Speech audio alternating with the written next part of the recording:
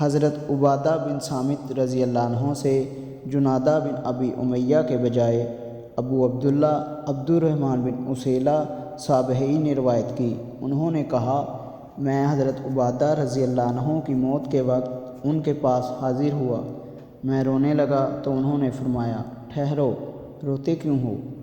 اللہ کی قسم، اگر مجھ سے گواہی مانگی گئی تو میں ضرور تمہارے حق میں گواہی دوں گا، اور اگر مجھے سفارش کا موقع دیا گیا تو میں ضرور تمہاری سفارش کروں گا، اور اگر میرے بس میں ہوا تو میں ضرور تمہیں نفع پہنچاؤں گا۔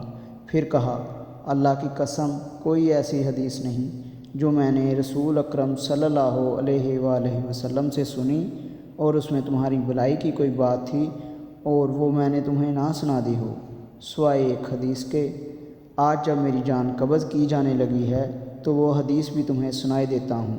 میں نے رسول اللہ صلی اللہ علیہ وآلہ وسلم کو فرماتے ہوئے سنا، جس شخص نے اس حقیقت کی گواہی دی کہ اللہ کے سوا کوئی معبود نہیں اور محمد صلی اللہ علیہ وآلہ وسلم اللہ کے رسول ہیں، اللہ نے اس پر جہنم کی آگ حرام کر دی۔